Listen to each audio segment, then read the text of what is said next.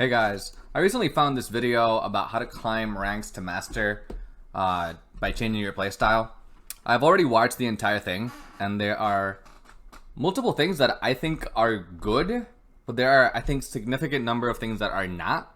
And I wanted to make this video to talk about what I agree with and what I disagree with. I'm also a master player. I'm a TFT coach, so let's get started. Hello guys, welcome to the channel. My name is Excoundrel and I'm a Let me lower his speed. TFT content creator. Today we're going to be focusing on some of the core lessons that I have learned to push myself into master tier. This is my graph. You can see that I've been up and in and out of master tier a lot over the last 2 weeks or so. Okay. Good for him. Masters is definitely an achievement to be proud of, so awesome. And this is a very common story. I've been in master tier 5 separate times and then dropped out just due to lack of understanding about what I need to do to get better. I then recently, and it feels like every TFT player seems to have had the same epiphany as me at the same time, because just today I saw on the front page of the competitive TFT Reddit a post about this, which is essentially the similar kind of story that I'm going to be telling in this video, which is playing your strongest board.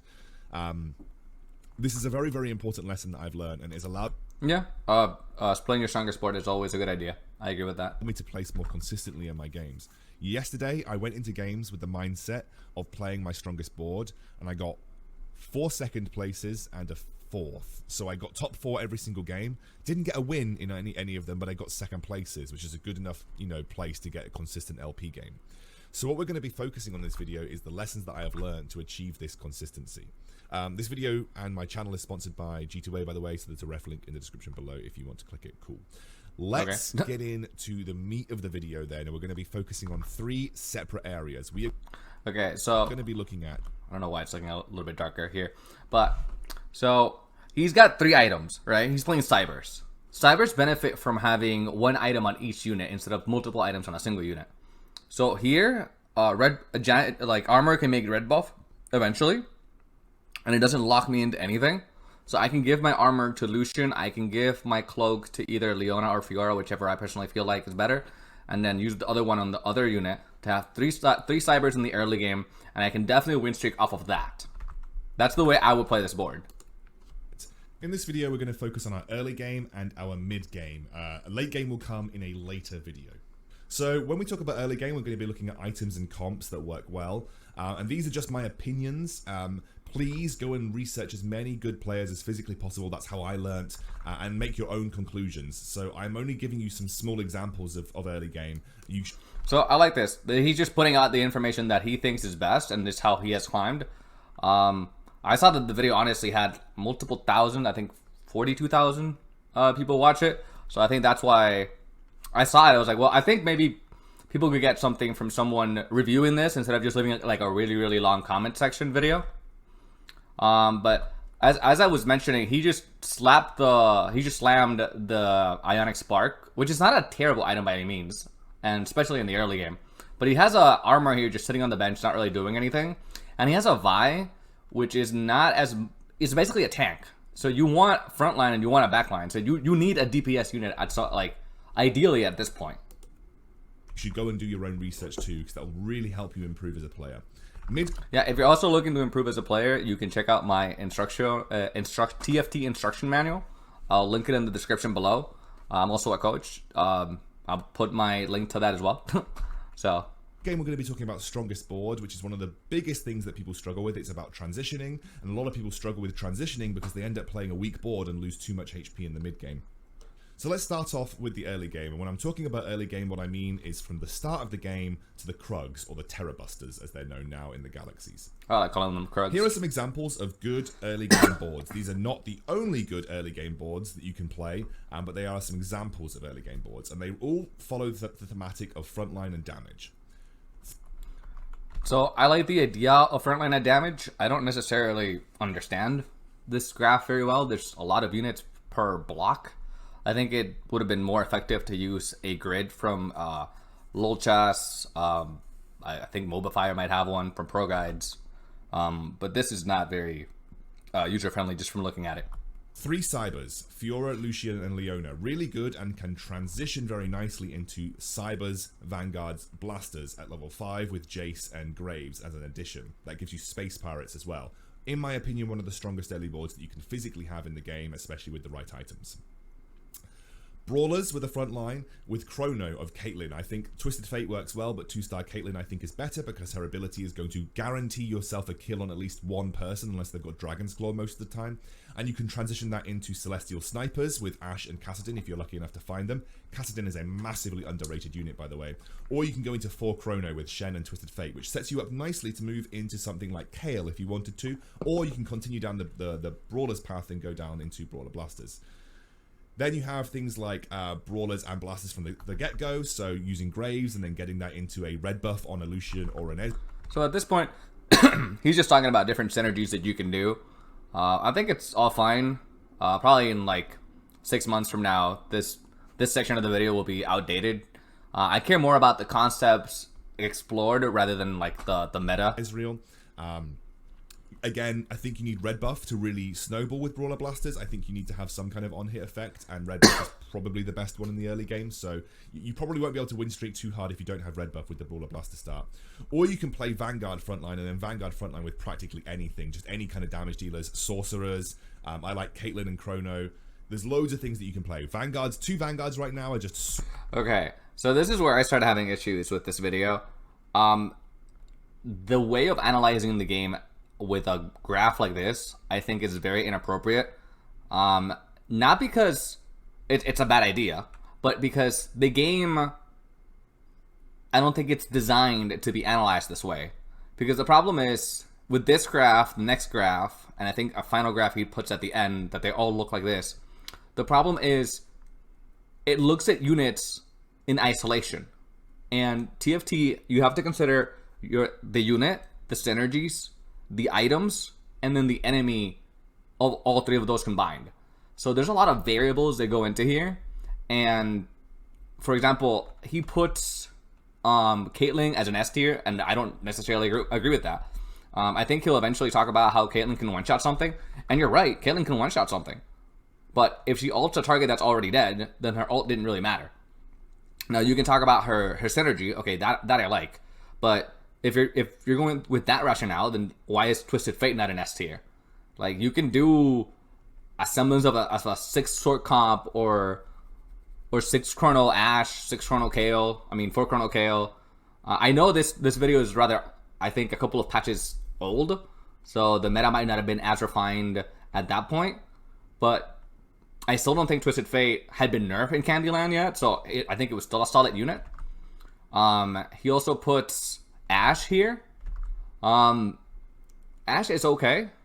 Well, I'm trying to look at the other units that he's got here. I think Mordekaiser are solid. I like Mordekaiser a lot. I wouldn't put Sona in B tier. I think Sona as a unit, and based on synergies and compositions, I don't think it's good enough to be in B tier. I would probably put her like in C and maybe even D. Same for Shaco. And the other thing that this video doesn't take into consideration is the stars, right? Are we assuming that everything's 2-starred?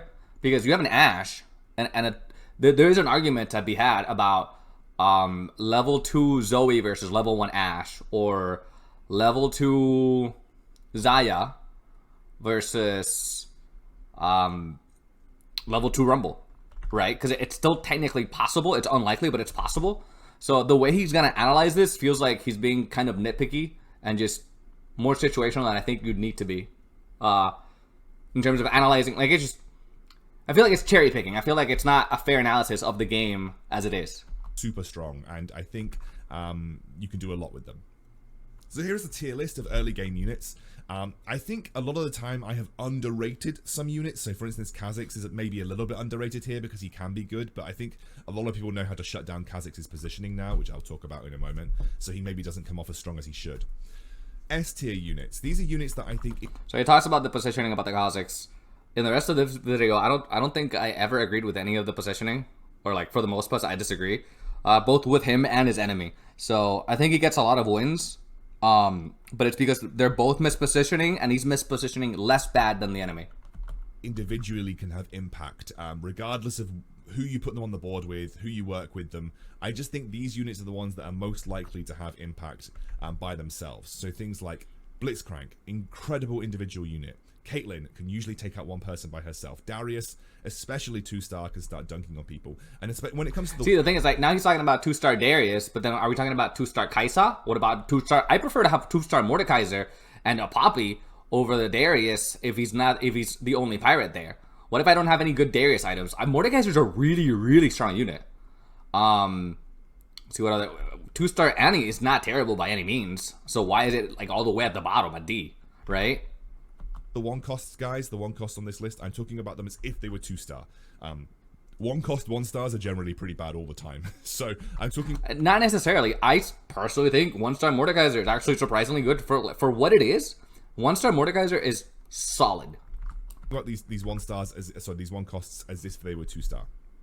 Jace, really easy to make a Vanguard bonus with him, and I think he's incredibly good. And like I said, I think Kassadin is one of the most... Yeah, with this, I agree. I think Jace is awesome, has good synergies with Pirates, with Vanguard. You can get a lot of value out of him. So yeah, I agree. Underrated units. I think Kassadin is very strong. The A-tier units are units that I think can do really well when paired up with the right combination. So you're going to see a lot of the Vanguards in here. You're going to see a few of the Brawlers in here, especially people like Vi. You're going to see people like Ziggs, who I think is good by himself, but shines when he's with a Rebel. You're going to see Ashe, who I think is a really solid unit by herself, but does really well when combined. So right now, he's talking about synergies, but he's not taking... So he talked about Sarge, and he talked about synergies, but then he completely left out items, right? If you have perfect item Ziggs, that thing slaps. With Caitlyn or with another Celestial. Lucian, who you might think, wow, why is Lucian down there? But I think Lucian as an individual unit is not as good unless he's paired up with Brawlers or he's paired up with Cybernetic. See, so here he's talking about having them paired up, and before he was talking about... He's talking about not having them paired up, and before he was talking about having them paired. So it has to be apples to apples. You can't be just comparing them what feels like all willy-nilly like that. And there is Xayah there as well. Xayah's really good in a Blade Master start. Or she just... And I can't remember if I said this at the beginning of the video, but everything here is supposed to be constructive criticism. I understand where he's coming from. And again, he's Masters. Good for him. That's awesome. I'm just trying to understand the reasoning behind it and say why I disagree with it and putting my opinion on what I think would be a more optimal way of visualizing things. I think it's more important to see the synergies as a whole, and you need to include the items in order to make a decision like this. Really good with items, so that's why I've not put her in S tier, because I think Xayah without items is a bit mediocre, but you give Xayah a Last Whisper or a Static Shiv in the early game. I think it's like, it's more important to, in my opinion, to visualize the game like you need a frontline and you need a backline. I'm not the person that said that. I'm not the first person to think about it, and I'm not the first person to say it. But if you need a backline unit and you have a Xayah too, she's crucial in your build, right? So you don't care if it's rated D or if it's rated S. If it's the damage that you have, it's a damage that you have. She's going to carry you. Going down to BC and D tier. B tier are like good units. Like I think Master Yi is underrated, but I don't think he's insane. And again, he's in there because Rebels are a strong start. And then going down towards D tier. D tier units, the units... The thing is, like, what are you comparing it to? Are we comparing a level 1 Yi, a level 1 Yasuo, and a level 2 Ziggs versus a level 2 Leona, a level 2 Mordekaiser? Like, in that regard, I think they're weak. Like, that, the Leona 2 and Mordekaiser 2 is a huge start. You can put whatever damage in the backline you want.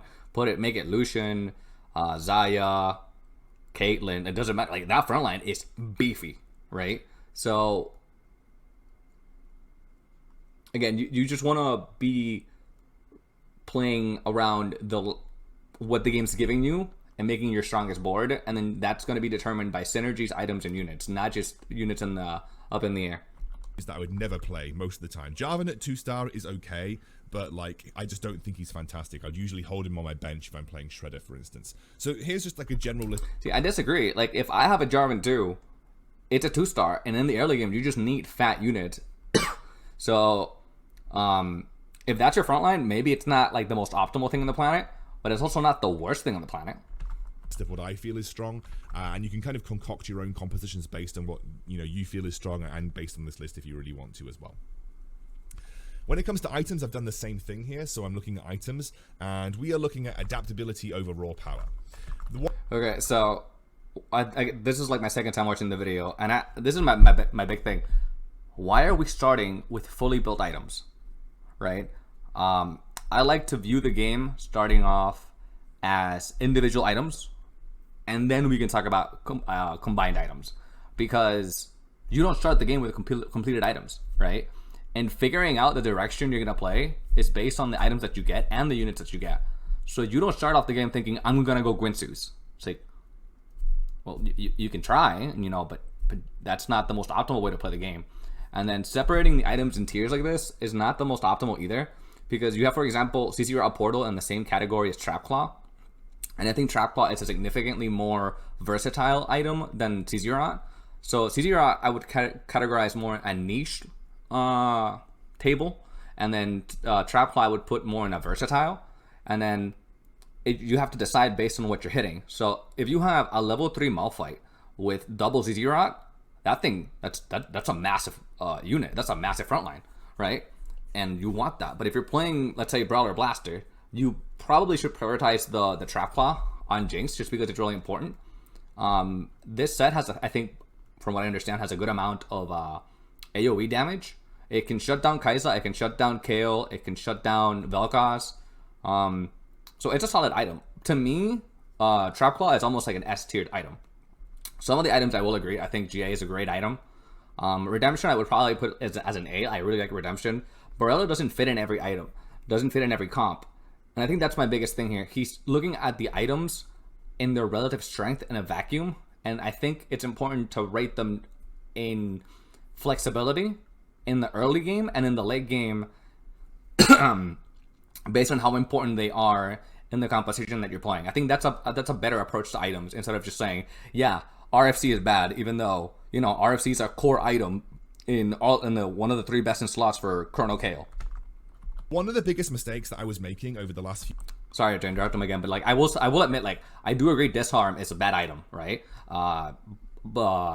BT and Gunblade, the same thing, because you can have Celestials which do the same thing but for your entire board. So like some of these I do agree with. Thing is, what I have the biggest issue agreeing with is the fundamental approach to items. Because, for example, Thieves' Gloves, which he rates at a B, I think is a really good item because of the flexibility, because you can just slam it down there in the early game and get some really big value. So, I guess that's what I wanted to talk about there. Few weeks was I would slam something like a Giant Slayer in the early game and be like, me Brawler Blaster. And then I would just never get the units that I needed, and I'd come 6th or 7th. So yeah, you don't ever want to force items, and you don't want to force units and compositions. It's just and synergies. That's not the most viable way to play the game. Again, if that's how you have fun, go for it, right? But this video is about trying to get better at the game and hopefully climbing the Diamond and Masters. So if we're looking at it from that lens, then you want to play it optimally. And I'd be like, but I got a 2-star Jinx with Giant Slayer, and I had a Giant Slayer in the early game. What's going on? Giant Slayer is really only good in Brawler Blaster. If you slam that item... So not necessarily. You can play compositions that don't necessarily use it as a best in slot. You can use it like as an alternative in slot. I don't know if that's like another name for it, but you can play suboptimal items. You need to know how to use it, and that's where the experience comes in. When you play a composition many times, you've played it with perfect items and you've played it with subpar items. And I know I keep changing the word because I don't know the proper word for it, but saying that you can't play anything else with Giant Slayer, I think it's inherently incorrect. Because I think what makes you a good, flexible player in the game is learning how to play suboptimal builds and still doing well with them. Yeah, I feel like most people can play the compositions with perfect items if they just look up a guide, get the units, put them where the guide tells them to put them, and have perfect items, right? But the skill expression in the game is, what do you do when you don't hit? And that's part of the experience. You've wasted a bow and you've wasted a BF sword that could have been adaptable and used in other items. So some of the items that I think are really good in the early game to put down are things like GA. I think GA is universally adaptable. It can be used in lots of compositions. I think Morello's is very adaptable. Maybe not as adaptable as some of the other items that I put in S tier, but I do think Morello's is a really good item. I think he's more looking at it more emotionally. I call that playing emotional, like when you're actually playing. But like slamming the Morello is just feels like more of a I've had good experiences with this, so even if the numbers disagree, I still think it's a good item. Ionic Spark, adaptable, can be used in loads of different compositions, and I think is an incredible item. Quicksilver is universally useful and is very good in the early game, especially if you're going up against a lot of CC. And I put Redemption up there. Why have I put Redemption up there? I think Redemption is a hugely underrated item. I genuinely do, and I use it in a lot of my compositions now. I don't always slam it early game, but if I get something like, if all I've got is a tier and a giant spell, I'm probably just going to play Redemption, because I think it's one of those items, if placed on the correct unit, it acts like a full Soraka heal in the early game a lot of the time. It's really good. Then looking at the A tier items, you've got things like Frozen Heart, Bramble Vest, Gwynsu's. Zephyr is good, but I think, again, it's one of those items that I prefer to have mid-game or late game rather than just straight up play in the early game. Because especially because I think that Negatron Cloak can go to something like Quicksilver, which I think is a bit more useful. Trapclaw is like just a worse version of Quicksilver in the early. See, and again, I disagree. Like he's comparing two items that are designed for different things as if they had the same value.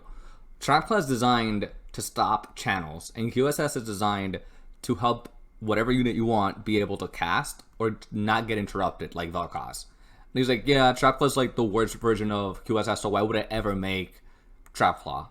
Well, it depends on the situation where you find yourself. And I think Trapclaw is better sometimes. You can also talk about Wukong. If they have QSS, they won't get knocked up, but if they have Trapclaw, they'll quote-unquote stun it. But I believe Wukong keeps spinning, so the Trapclaw didn't really do anything. So in that situation, QSS would have been better.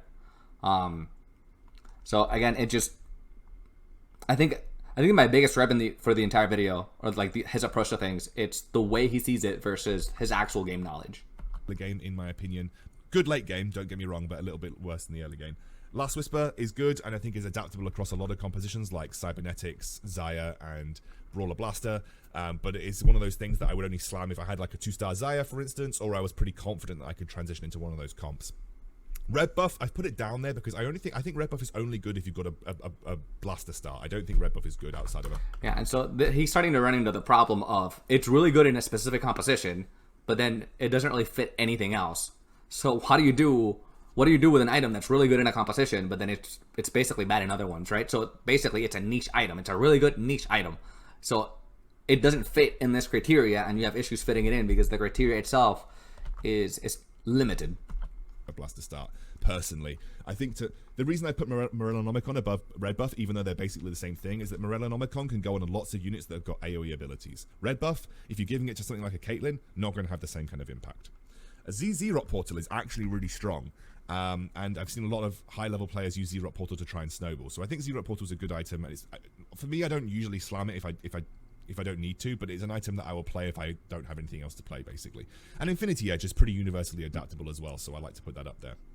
I'm not going to go through all of the items, but the items down in D tier, the reason they're in D tier, apart from Ludens, which is generally a pretty crap item, is that they generally pigeonhole you into compositions, and you don't want to pigeonhole yourself into... So actually, I just realized, he has Shojin in B tier. To me, Shojin is the worst item in the game.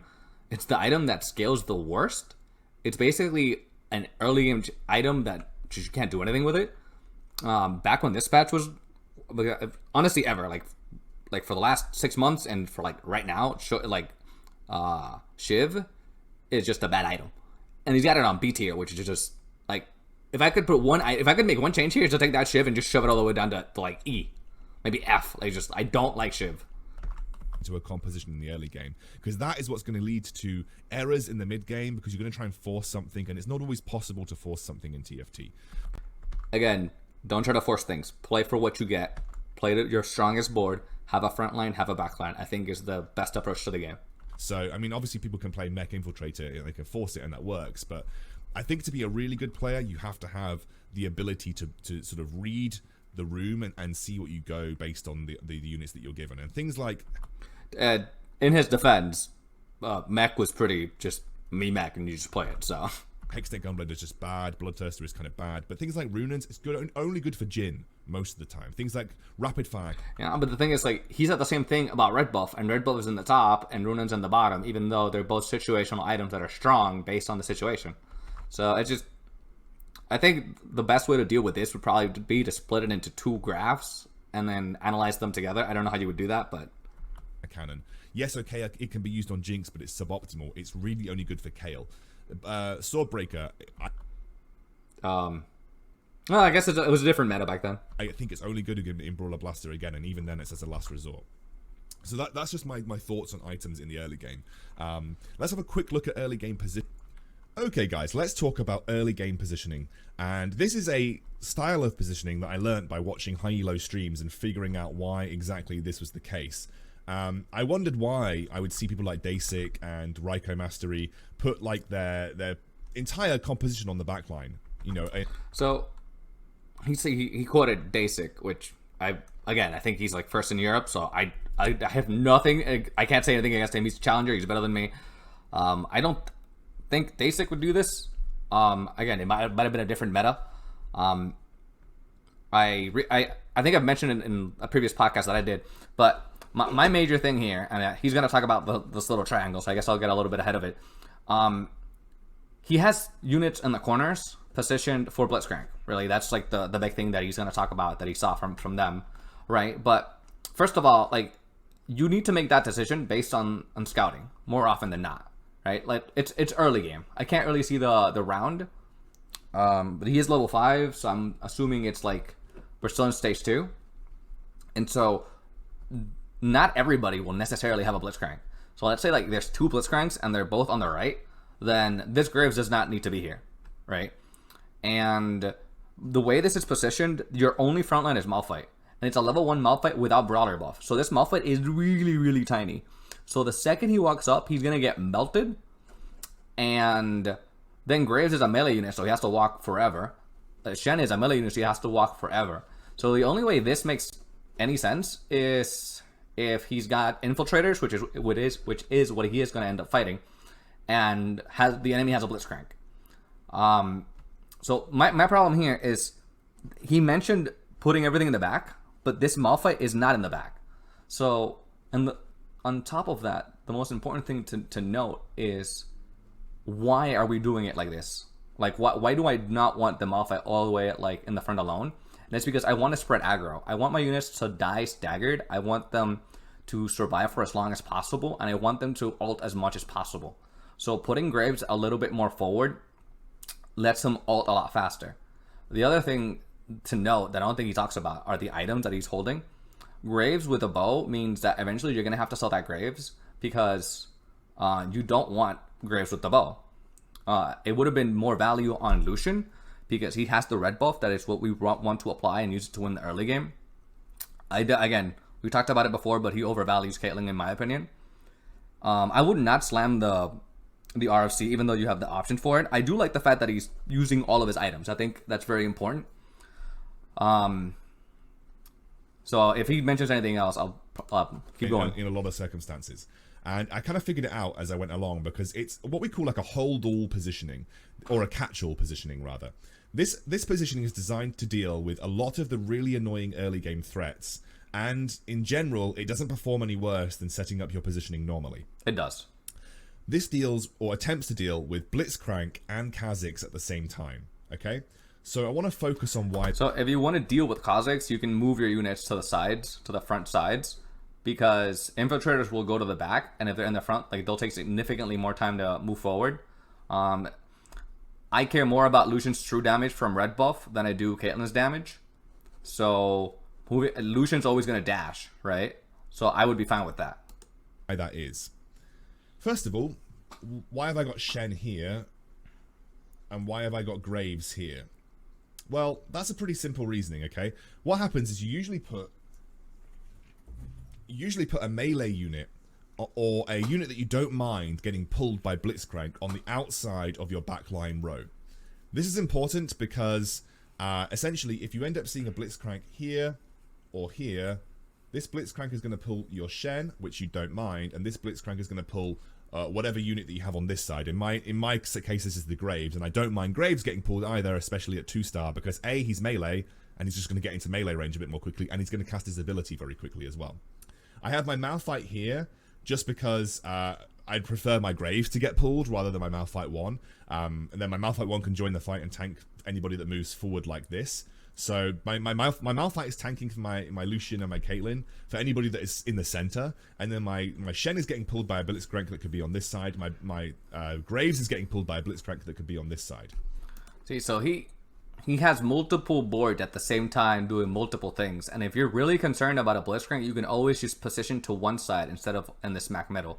So you can put Graves, Malphite, Shen Lucian in the front because I think it's the most important unit. But if you don't care about Lucian and you want to make him your sacrificial unit, put him in the back and then put Caitlyn in front of him. Or the way I would do it, I would put Caitlyn here and then Lucian in the front. Caitlyn's a 2-star unit, so she should be able to tank pretty well. So I think that position just makes more sense. Okay, so I hope that makes sense on that front. Why have I got Lucian and Caitlyn in the middle here like this? Well, that's because the other annoying early game threat is a Kha'Zix. So let's say, and I've got to be honest with you guys, Lucian is not the best unit to have as your secondary ranged here. Usually you want 2 ranged, and ideally those ranged aren't going to move. The problem with Lucian is he moves, and so that means he isolates Caitlyn. But the other early... So I think the moving is good, and I think he's a good unit. Game threat that we don't like dealing with is Kha'Zix. Kha'Zix will jump to the backline. If you have an isolated backline carry, he's usually going to one-shot them at some point in the fight. So we have our 2 ranged, and again, like I said, ideally that ranged would not be Lucian, because Lucian moves and he will isolate my Caitlyn. But if we have 2 ranged that aren't going to move, in a lot of circumstances, they will stay there together, and it means that Kha'Zix will not get the isolated damage bonus on either of my ranged carries, which means they're going to survive the other really annoying early game threat. The other traditional type of positioning that we see in the early game is we have 2 frontline carries here, we have your main carry here, and then you have whoever you want to get Blitzcrank hooked here. The problem with that is it relies on the enemy Blitzcrank being on this side. Because sometimes the enemy Blitzcrank being on this side will throw your plans off, he'll pull one of your front line away, and then your carry gets exposed, okay? So that was the traditional positioning that we used to see. The only other issue with that is that whoever this would usually move up over here somewhere. And this right here, I call the walk of shame. When you misposition and put melee units in the back for no reason, I feel it's kind of shameful. Sometimes you just got to do it. It's the most optimal. But again, in this board, in this situation, I don't think there's a need for the units to be doing this walk of shame. And then you carry here, the enemy Kha'Zix would just jump in and kill them. And that didn't protect him against Kha'Zix. And even though it was good, it wasn't quite as easy to deal with a lot of the early game threats as you saw previously. So what we're going to do is now going to play this fight forward, and we're going to see how that positioning impacted my board. Okay, so let's take a look at this round, just based off the same board state that you saw previously. And actually, I managed to get the perfect... So, he got lucky, honestly. Right? He has fighting double Kha'Zix that are basically staggered. I think this Kha'Zix is going to end up here, and he has to walk around. He fought the Blitzcrank that he wanted, and the Blitzcrank is actually a lot more forward than it needs to be. So this person has really bad positioning, and this is what I think. This is why I think I think he got lucky. Blitzcrank with a tier, right? So he's already wasting the tier. He has a cloak on the bench while he has all of his items. He's level 5 while his opponent's level 4.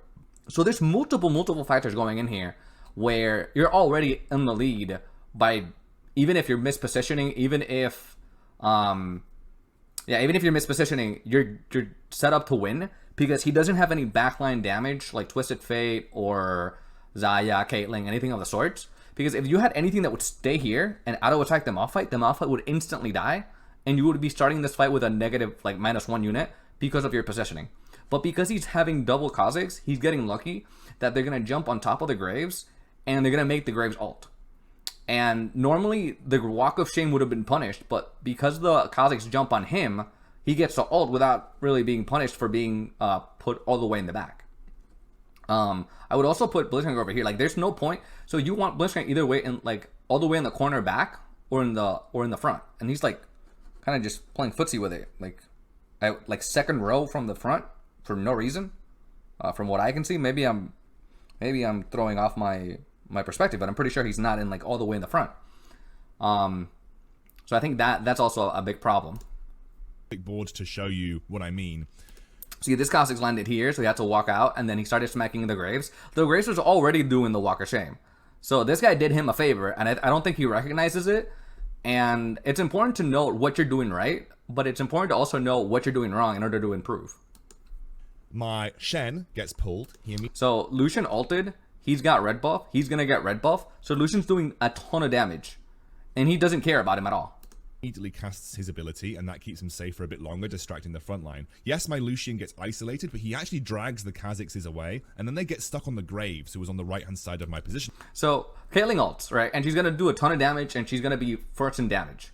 The thing is, you can't take that information like out of context, because here, yes, she ulted and she got the kill, but the fight was already won. So honestly, this ult is overkill, and it legitimately did not matter.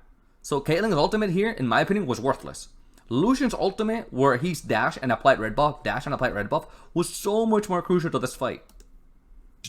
They don't get the kill, and the guy with... And here you're gonna see it, right? Like 1900. Oh, Caitlyn did the most damage. He's the most useful. Yes, but Lucian did almost as much damage, being true damage, while you left him to die as a sacrificial unit for a unit that basically never ulted, or essentially never ulted.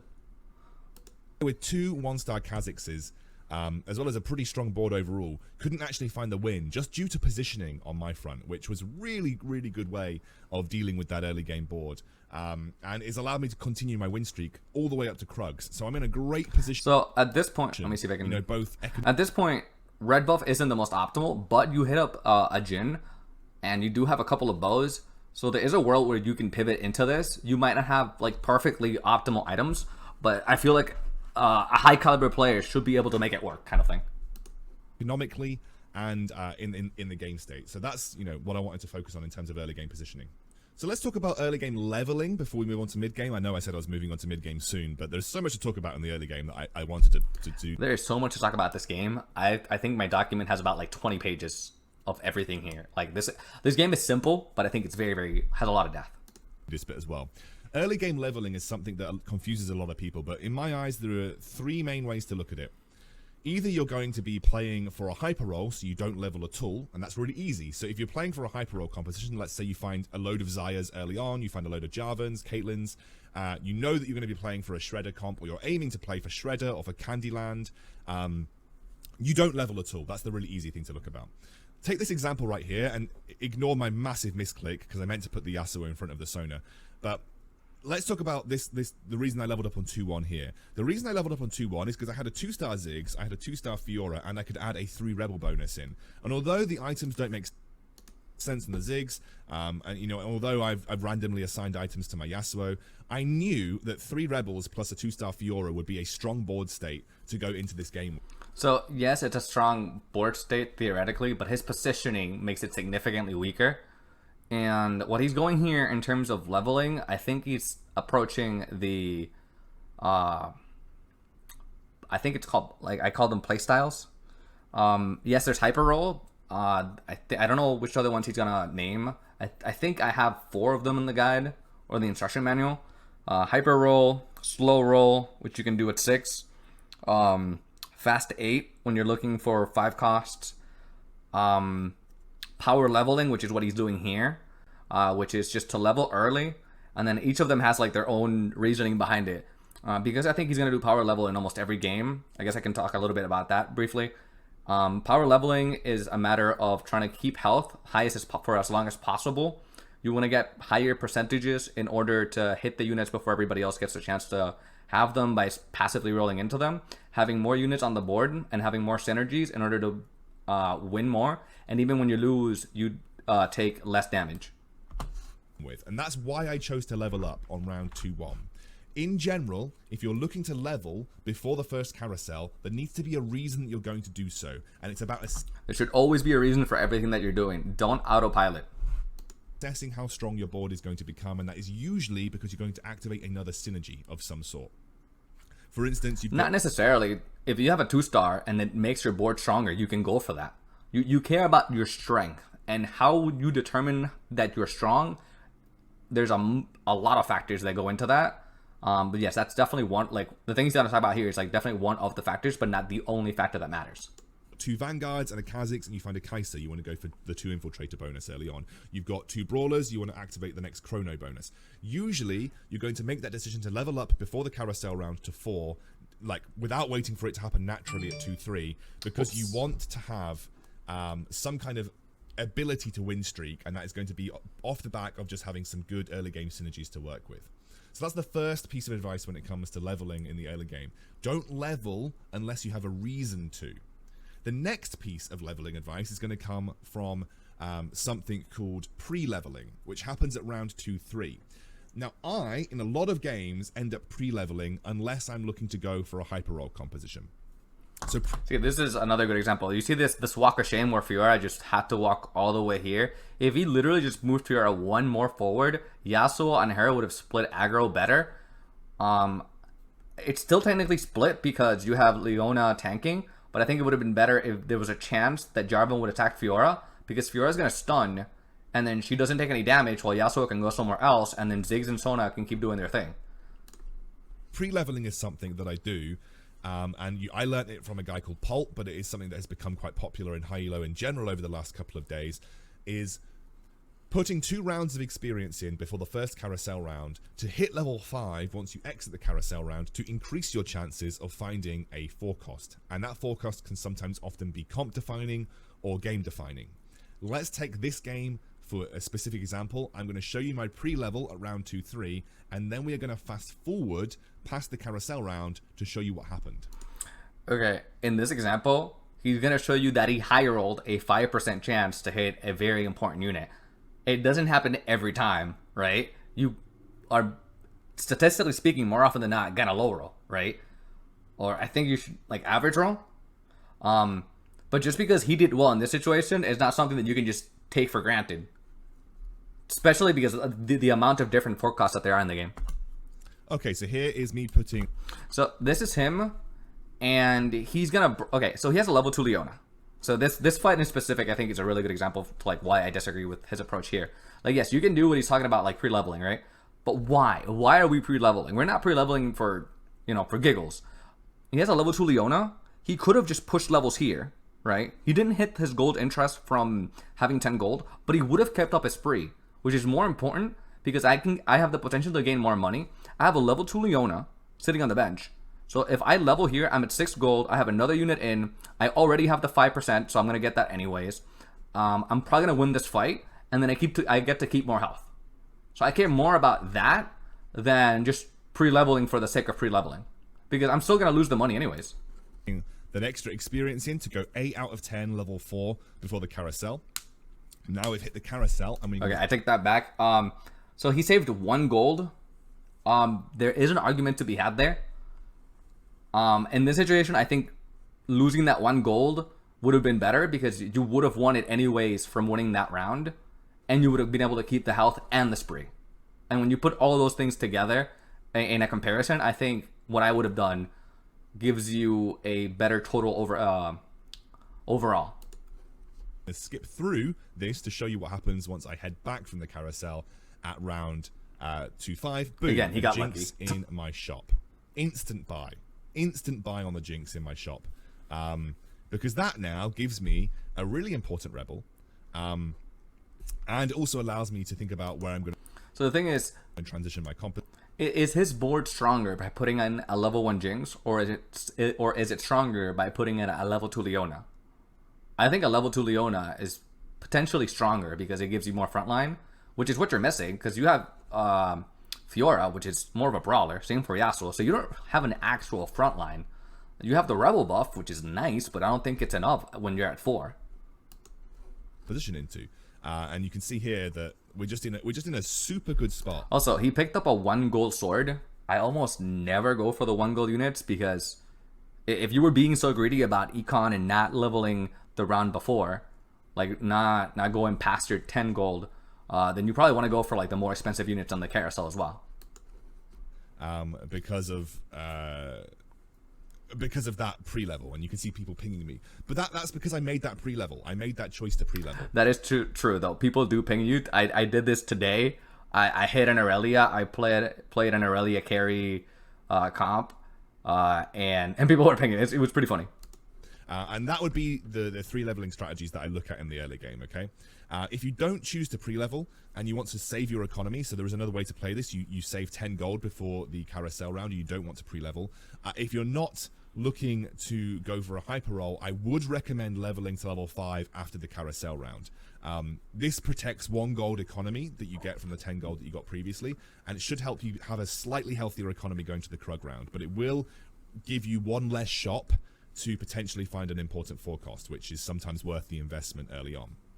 So that's what I would say when it comes to leveling strategies. You've got don't level at all for hyper roll. You've got level up before the carousel round to hit 4 early if you feel like your composition is going to get stronger because of it. You've got pre-leveling, which I just did in this clip here, which shows that you can find a potentially very important forecast unit. And then you have obviously leveling up after the carousel round to slightly protect your economy, but you do need to be level 5, I think, after the carousel round, unless you are trying to go for that hyper roll. So that concludes our early game. Wow, that took a long time. Hopefully the mid game won't take as long. Okay, let's talk about the mid game, which is from stage 3 to stage 5. We're talking about all the way through stage 3 and all the way to stage 4. That is what I consider the mid game. You should be building your strongest board at any given time, and you should be planning around your items. Let's take this example. I'm going to follow my path through the mid game of a single game that I played yesterday where I was playing cybernetics. But you wouldn't really know what I was playing based on what I had right now. My strongest board, I felt, was me leveling up to level 6, following on round 3-2, and playing a board with 2 brawlers, 4 cybernetics, and 2 vanguard. My problem here, you can barely see her here, right? But why is Fiora here? Is it for Blitzcrank? I think if you move Lucian to the front, he won't get hooked. One of the side units gets hooked because they're considered further away. But she's just going to do a walk of shame. And you could have these units split aggro and these units be your vanguards. At that point, just put them all together and then have Lucian like either here, potentially here. It's safer from infiltrators. The only reason that like your units are vulnerable here is more for like the splash damage. But because it's Lucian of all units, he does dash. And I think he dashes pretty quickly. So having Fiora here just feels like a waste of a unit. I've got a very strong front line. I have an Ionic Spark on my Vi. I've got a pretty decent Lucian at this point. I feel like this is my strong... So he considers this a very strong front line. A level 1 Cho'Gath, a level 1 Vi, and a level 1 Wukong. That... I wouldn't consider myself strong. I would consider myself okay. Having a level 2 Leona and a level 2 Fiora help out, but like one costs almost like they generally just don't have enough health and stats for me to feel like, oh yeah, I'm good here. Strongest board overall. When it comes to the mid game, you're going to be picking up and seeing a lot of forecasts. A lot of people tend to ignore those forecasts and kind of not use them because they're not the forecasts that they want for their final composition. I believe that in low elo. I don't think that's how it works in Masters though. Recommend that you don't overlook the strength of certain forecasts as a one-off unit in your composition. Wukong is incredible CC. Cho'Gath is incredible CC, especially if you're combining it with a Vanguard or a... When you see Cho'Gath ult the one unit that's not a rebel, after all the rebels are in a circle, they're not always good CC, is what I'm trying to say. Brawler, they're going to become a decent tanky frontline that offers a lot of additional power to your composition. Kassadin, especially at level 2, is super good. Celestial and also disarms. So we're gonna skip... but there's the caveat at level 2, right? That's what I'm trying to get at. Forward to about the midway stage. And now he pushed her even further back, so she's just gonna do this, an even worse walk of shame. It takes her 2 days. Stage 4, and you can see I have actually now transitioned into my Irelia at this point because I've added the blaster bonus. And then moving his front line more to the left and leaving Wukong here, it's just leaving him to die. You want them to split aggro. With my Lucian with red buff. I actually think that the Cho'Gath was stronger than the Irelia at this point, but I was basically Also, he has 5 cybers, so he could put in another Blade Master if he gets the chance, which I don't think he will, in order to get more synergies going. But I think he always stays at the 5 synergy because he feels he's so close to it. At this point, because I've added the blaster bonus with my Lucian with red buff.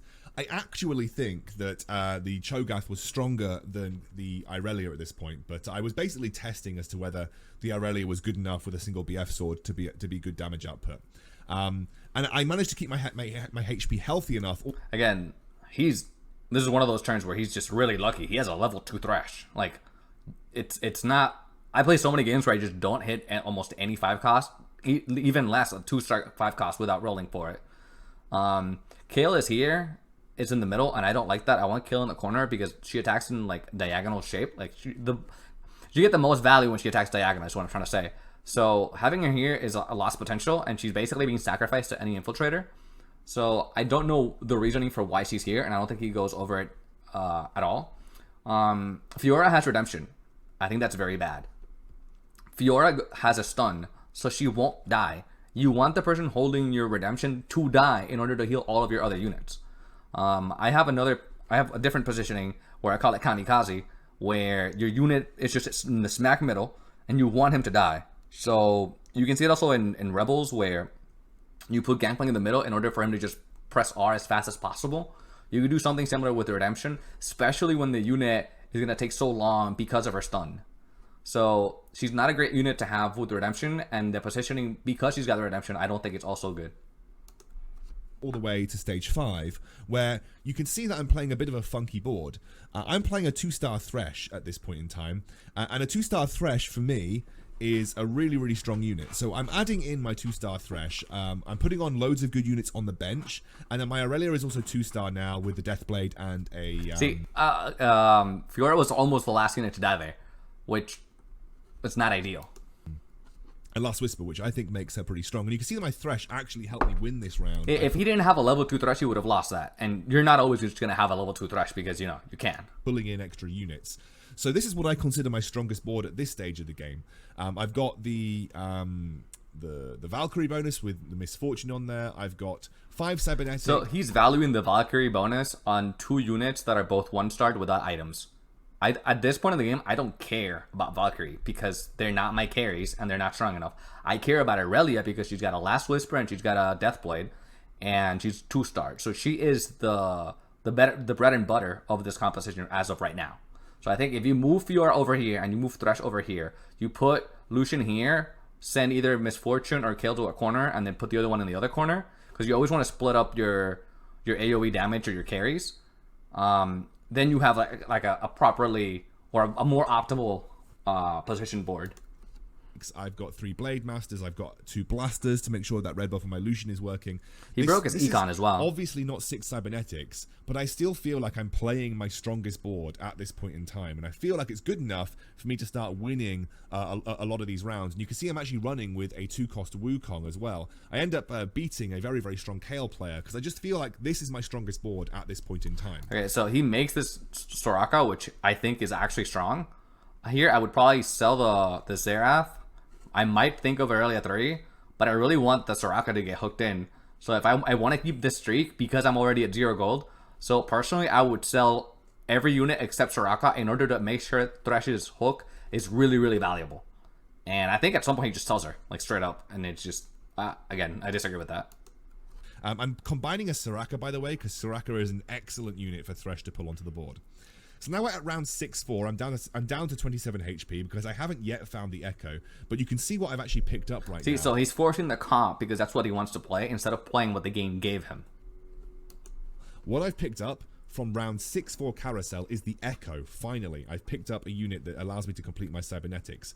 I decide to place him on. So he removes the level 2 Gangplank, and at this point he already sold the level 2 Soraka for a level 1 Echo instead of replacing the level 1 Misfortune. And I would rather have a level 2 Gangplank over the level 2 Misfortune. If I hit a level 2 Misfortune, then we can have a conversation about this. But as it stands, I think the Gangplank's going to give you more value. Also, this Shojin, I would put it on Thresh or Lulu, more on Thresh, because again, like in my podcast, which I host with TF Talks with me and Karen there, he is very emphatic on the fact that if the unit has more than 60 mana, you want to give Shojins, and if the unit has less than 60 mana, you want to give them Seraphs. Now, is that still going to apply when the item gets changed to blue buff? I think it still does, but Thresh, to my knowledge, is more than 60 mana, so he's going to get a lot of value out of it, and I like it that way. I don't think he ends up doing that, though. Over the Gangplank, because Gangplank can be pulled on by Thresh, and he becomes pretty powerful. And actually, now we're going to skip forward a little bit further when I'm at level 9. Okay. I decide to actually kill off the Blaster bonus to add the 2-star Gangplank straight up, as well as then having the Soraka, the Lulu, and the Misfortune on my bench to be pulled in by the Thresh. This is not a conventional Cybernetics board, but it is just what I feel like my strongest composition is. I just feel like... So, you do... Again, Gangplank can use it, like, optimally, because I think I'm pretty sure he has more than 60 mana. But do I care more about the slam that's only going to go once, or do I care about pulling in more units from the bench? I personally would prefer it on the Thresh. That's not really a misplay or something that's wrong. That's more of a judgment call. Like the 2-star Gangplank, he's a really, really good unit. And I do want to say I'm a master player, but I'm by no means challenger, so I might be saying things that aren't 100%. And if you have different opinions, you can just put them in the comment section, and I'll definitely get back to you on those. Combine that with the rest of my cybernetics, I feel like this is just good enough for me to get wins at this stage of the game where I'm fighting for a top 3 or a top 1. And as you can see, we're actually beating... So he got really, really lucky, and I don't feel like he's addressing it. Thresh pulled in the 2 units that have CC or heals. If Thresh had pulled in Misfortune, I think this might have been a loss because the heal would not have gone through. So I think holding Misfortune there might have been a misplay. I'm not 100% sure, but I would have definitely tried to hedge my bets and sold Misfortune. Out the very, very, very strong Kale player at this point in time, because this is what we chose to do with our board, and it's working out well for us. We actually ended up coming second that game due to a positioning error at the end, but irrespective, playing our strongest board got us a very comfortable top 2 with a composition that is really hard to pilot. So that is just an example of playing your strongest board. And my advice is... But I think he addresses the fact that it's a composition that's hard to pilot, but then he's not addressing the mistakes that he made because he played the composition wrong because he played for 5 cybers instead of staying flexible and doing 3 cybers with other things that can go in there, which is the reason for why I think the composition is hard. And I think it's awesome when people can pilot it successfully. Immediately place a unit on the field that is there to be in your final composition. It is okay to keep those units on your bench until they slot in and your composition is strong enough to utilize them.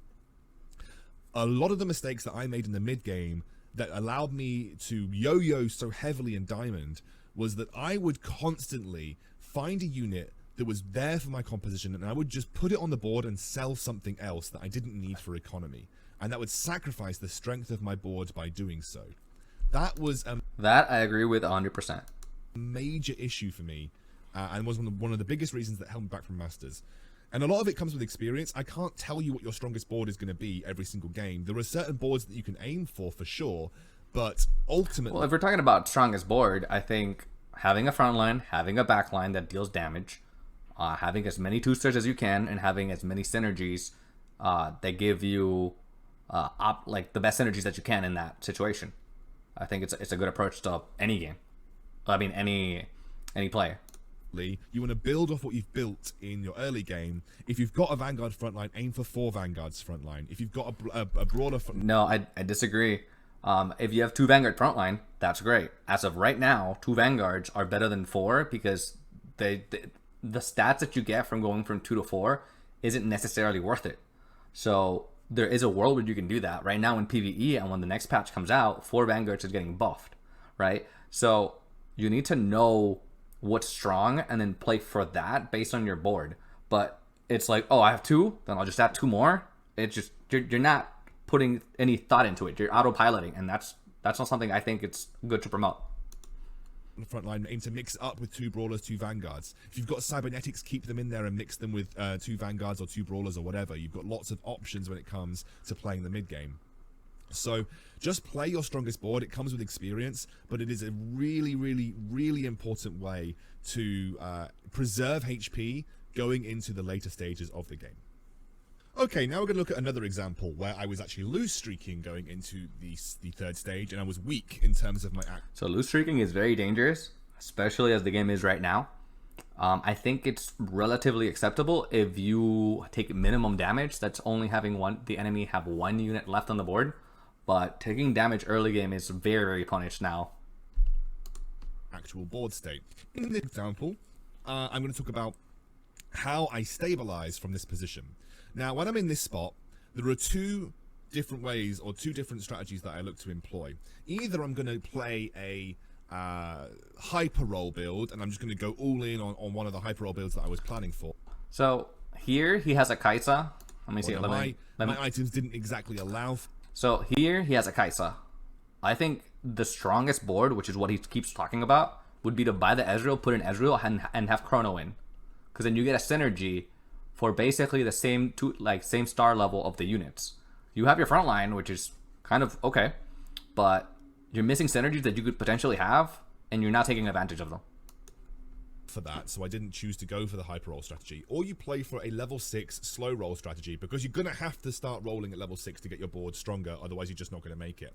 Now, there are a few strategies that work well as a... Not necessarily, because power leveling, you hit 6, and your goal is to stay between 20 and 40 gold. So it depends on the strategy and the game plan that you have. It's hard to have absolutes in this game.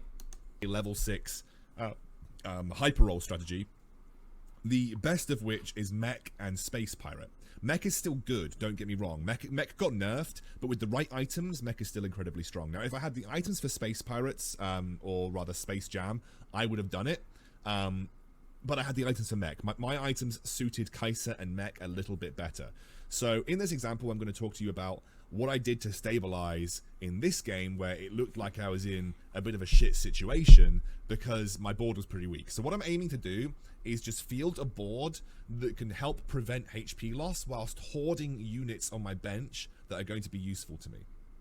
So right now, you can see that I'm playing essentially 2 Vanguards, a random Malphite, and I'm going to randomly add a Kassadin as well. So I'm just putting in units that I think are good. And this is the kind of question I would ask anybody that I was coaching. Is a level 1 Kassadin stronger than a level 2 Annie? To me, a level 2 Annie is stronger. The difference between them is like 1.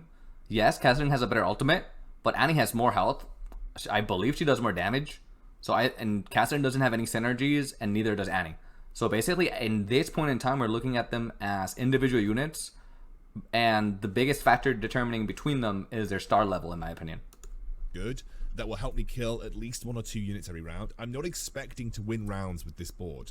What I'm aiming to do is save up so that I can get to level 6, and then I can start rolling for units that actually matter. So we're going to join me back here, which is now round 3-6. What I've ended up doing is fielding 4 Vanguards plus 2 Infiltrators. So I'm playing a 4 Vanguard frontline plus 2 Infiltrators. Now, I'm not expecting to win, but what I am expecting is to do slightly better than previously. And you can see that the items that I've got, I think we got a full spatula carousel.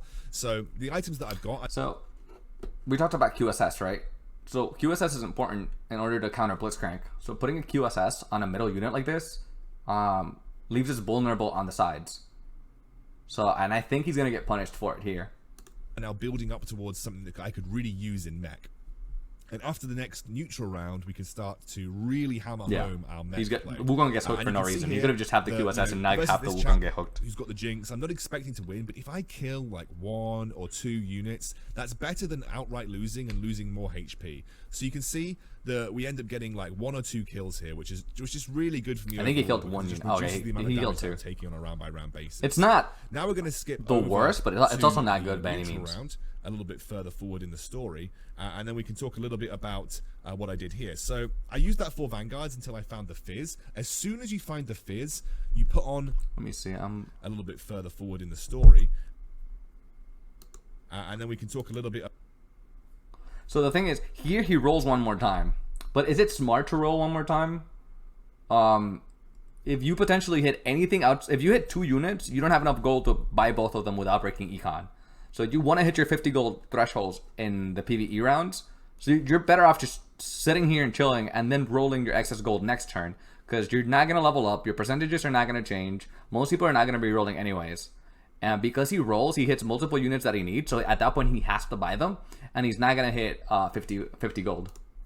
About what I did here. So I used that 4 Vanguards until I found the Fizz. As soon as you find the Fizz, you put on your Mechs. Mech is stronger than whatever board I was fielding beforehand, and it does better with the items that I have as well. I can then transition into 4 Infiltrators. There was a chance that he would get money off of that, but it's not for certain, and it didn't happen here. The Shaco that I've got as well. Now, a little bit extra to this game, I was actually being contested for Mech, and that essentially meant that I had to roll down all of my gold earlier than I would have liked to do. With that, I agree. Normally, you want a slow roll. If you're being contested, it's important to roll down before the enemy player in order to have better percentages to hit the units that we both want. So, I agree. I know that doesn't always sound like super great, but I kind of had to make that play just simply because there was another guy contesting me, and I needed to take that chance and just... I feel that slamming items like that was a little bit preemptive. But he's forced to do that because of his health total. I don't think he played the early game appropriately. go for the units, and you'll see me do it in just a moment. But essentially, I decided that because I was being contested so heavily, it was better for me to go for the full roll down. And you can see here, this guy is at 6. He's got a couple of units that I want. He's decided to commit to the mech play. So I said to myself, probably good at this stage in the game to actually take the risk and start rolling down. But you can see with the demo spat especially, I think you need demo spat on Morellos as an absolute minimum to make this build work, but we are starting to win and do better in these fights than I was previously. So I've managed to stabilize my board with a level 6 slow roll build, which has come online very quickly, which is what Mech is good at doing. Mech is a build that I default to when I'm in a really bad situation, and never default to compositions. Play to what you have. I just want to get out of it quickly with a. It's important to learn multiple compositions, and because you don't get forced to do that, to make that call, right? And it's more time consuming, but it's also part of the fun about learning the game. If you're trying to play more competitively, that's technically what ranked is, right? Like a more competitive version of the game. Board that just comes online super strong, super readily. Now I obviously skipped over a couple of shakos here, unfortunately, because you're only human. You're sometimes every single player that plays this game makes mistakes, even challenger players. There's so many things you can do, and ideally should do in 30 seconds that you are going to make mistakes. So it's not something that you should honestly beat yourself up too badly. The important thing is that you recognize it and then you try to improve for the next games. An idiot. But I decided to just make the full roll down in this situation because I was up against a guy who was competing heavily for the same units as me, and I wanted to make sure that I essentially at least He's actually lucky because sometimes you'll have multiple people. Sometimes I'll have 3 people contesting the same composition. So only one person, that's not too bad. Secured the Kaiser and the Annie, which is 2 of the sort of the best units to pick up in this situation. I'm doing it a little bit slowly because I'm not particularly good at hyper rolling, but you can see rolling down I managed to get the 3-star Kaiser, and as soon as I found the 3-star Kaiser I said to myself, that's good enough. Like now we Yes, I feel Kaiser is the most important unit, the 3-star, and then maybe Annie or Rumble, but Kaiser is the MVP here. Now we can wait and roll down again, and we can probably force this other mech player out the game. Okay, and the reason behind that is Kaisa gets more projectiles the more star level she has, and when she's got the Seraphs and the demo, she basically stuns more units. So it's more important to have a level 3 Kaisa because she gets more projectiles, so you get more utility. Meanwhile, the mech only just gets more health. Having the 3-star Kaiser.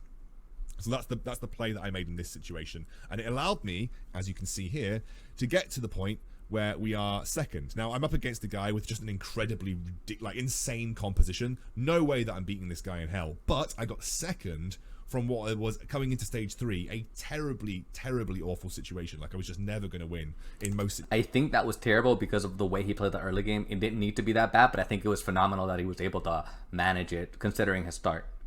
Situations from that point onwards, but we played a composition that got online at level 6 really quickly and allowed me to stabilize the board, which was another adaptation that I made off the back of coming into the mid game. Okay, let's talk about leveling in the mid game. We kind of covered the early game, but I'll just reiterate. For the rest of the video, I think he just talks about leveling, which is pretty much what we have already covered throughout most of the video. The last thing I want to talk about is this, which is the other graph that, I don't agree with. I don't like looking units in a vacuum. He put Wukong in S tier, and I don't think Wukong has ever been S tier by any means. People avoid him in the Lilac Nebula. He puts Aurelia in B tier. To me, she's one of the best units in the game, and he's basically saying like, it's okay. I'm like, I disagree. I think it's really strong. Jin is also, it's situational. Like, yeah, if you have the composition for him, he could be even S tier depending on the patch that you played him. So putting him in B isn't necessarily I think appropriate. If you're looking for like, if this was split into like who are like the hyper carries of the game, then yeah, it would be Jinx, Kale, and Aurelia. Soraka would definitely be like B, maybe even C, honestly. I think he overvalues her the same way he did the Redemption. I like Redemption, but I wouldn't overvalue it either. Vel'Koz is gonna have the same issue as Fizz and Jin, that they're very strong units, but they need to be in their specific composition. Same thing with Aesol. And I don't think this chart like this does them justice, because I think he's looking at them as individual units. Videos of high-level players, and understanding what they are playing and trying to figure out why. Ask yourself, when you see a streamer play a board that you think looks weird, why is he playing it? Which unit? The other thing you can do is try to get a coach, and they'll tell you why. You know, links in the description.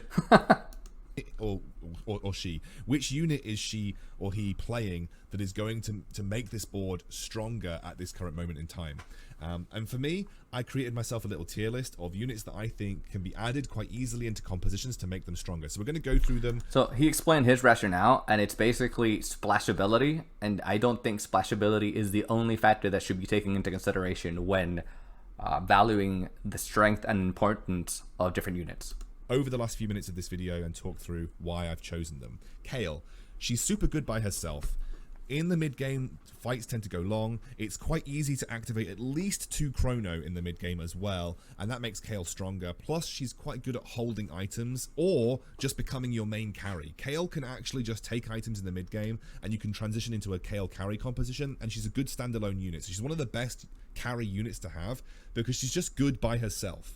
And you can slot her into most compositions and add the Valkyrie bonus as well pretty easily with the Kai'Sa. Wukong, because he's Vanguard and Chrono. Both 2 Chrono and 2 Vanguard are so easy to splash and very strong. And Wukong's CC is very good too. He's a good Morello holder also, and he takes a lot of good defensive items too. Wukong is just a really, really good 4-cost unit to add to your composition. He's just very strong. Cho'Gath, a little bit like Wukong, but the 2 Brawler bonus is a little bit less strong, especially in the mid game when damage starts to ramp up, but his CC is very good. Jinx, because you can add 2 blasters pretty easily. She's a good red buff distributor. You can run her with a red buff Ezreal or red buff Lucian, and she can pop off with just 2 kills. So Jinx, I think, is a very good 4-cost. Jhin, because sniper bonus is easy to activate, and you can work off a 2-star Caitlyn as your sniper carry counterpart. Soraka, because her heal is underrated. Irelia is kind of mediocre in my opinion, but she is... I disagree. solid as an item holder. You can give her items that you would either use for Irelia carry, or give her items that you might transfer over to Jinx or over to Kayle. She's like pretty good in that respect, and she's a good Blade Master, so having her as a Blade Master trait, and Mana Reaver, which you have if you have a Kassadin on the board, or you're playing Space Jam and you have a Darius, adding in Mana Reaver is super strong as you get towards mid game. And Vel'Koz, but then he says it's super strong, and then he puts her on B tier. He's pretty solid. He really does require Sorcerer or Void to work well. I don't think he's the best splash in the unit. And then Fizz really only works if you're playing mech, or you're adding him as an Infiltrator splash in a 2 Infiltrator build. Then it comes to legendary units or 5 costs. Misfortune and Lulu are really good. Like, they're both great individual splash units. Misfortune does a crap ton. I think Lulu, if we're looking at this board as splashable, Lulu needs to be like a tier above S. Like, Lulu, I think, is the strongest splashable unit. And I think they've done one... I know they did Tyrek in set 2, which basically served the same niche. And I think they might do that every game, every set. They'll just have like the one unit that you can always splash just because it's so strong, like on its own, and it will be strong based on synergies as well. Ton of damage. Lulu's got great CC, and plus Lulu provides you with both Celestial and Mystic, which is just 2 very, very useful 2-cost or 2 splash synergies. Gangplank, great individual unit. His damage is strong, demo bonus is easy to activate, he's got great upgrades, he can be slotted in any composition as an individual carry, even then just adding in a Rumble or a Ziggs to add the demo bonus too. He's just a good splash unit. Thresh, the same thing, he's Chrono, he's Mana Reaver, just incredibly good unit to have on board. Xerath, not so good. Honestly, with outside of Darkstar or with outside of Chrono, So, from what he's saying here, it's like, the problem with these units is that they're basically forced to play on their synergies because they don't have as much value as they would on their own. And I agree. I would probably put them all in C tier, because if that's the one rationale, Acel has the same issue with Echo and Xerath. They're all... Are you playing Darkstar? Yes, okay, you can put him in. Are you playing Cybers? Okay, cool, you can put him in. You can splash him into Infiltrators, but it's not like an important thing. And are you playing Rebels? Cool, you can splash him in. If you're not playing Rebels, it's like, okay, why are you picking Acel, kind of thing. You can use him as a splash in Brawler Blaster, but that's so late, and it's just a very minimal importance unit. The attack's too slow to be useful.